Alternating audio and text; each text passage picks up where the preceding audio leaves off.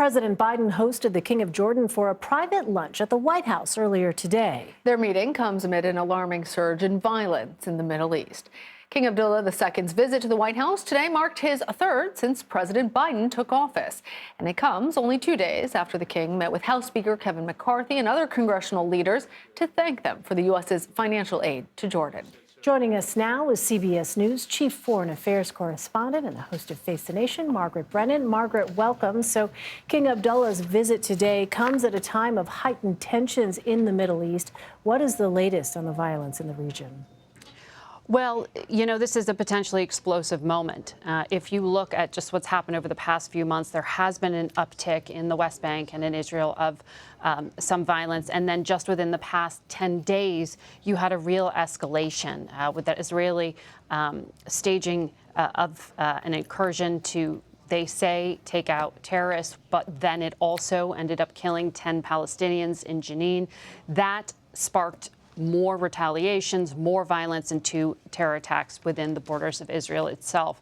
And for Jordan, it is, for the United States, a real source of stability in the region. It houses a lot of key U.S. assets, and it really is in many ways the country that the world looks to protect the Muslim holy sites in Jerusalem. So King Abdullah has this very important role of providing that stability, and he has been underscoring the need for the attention to be paid to what's happening right now. This is a moment where the Palestinian Authority, which, if you remember, having just watched President Clinton, you may remember that Clinton-era diplomacy that was supposed to shore up the Palestinian Authority to be the ruling authority to administer the West Bank, and then eventually get to 2 states. That never happened. Those 2 states were never delivered on, and currently the Israeli government, at least nominally, is opposed in the form of Benjamin Netanyahu's new government.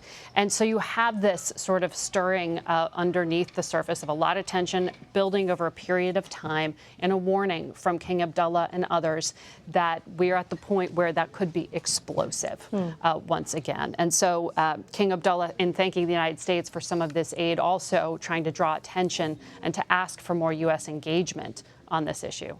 So talk to us about the specifics of what that means. I mean, Margaret, you're underlying the importance of Jordan's role and our relationship with Jordan for stability in the Middle East.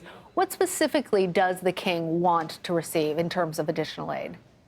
Well, if you look at the flurry of diplomatic activity, and just in the past few weeks, you had the National Security Advisor to the president, you had the CIA director, and you had the Secretary of State all flying to Israel.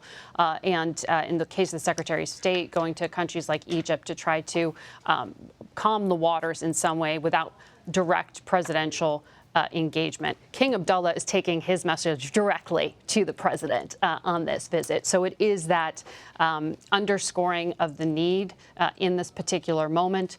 But as you also heard in his visits to Capitol Hill, and this is something he does quite regularly, it is thanking the United States for the financial support that Jordan is frankly very dependent on, particularly in this moment of economic crisis and strain with high grain prices, with high oil prices. I mean, this is a country in the Middle East that doesn't have oil riches. It is very dependent on the United States in terms of security and funding. All right, Margaret Brennan, always so good to chat with you. Thanks. Thanks for having me.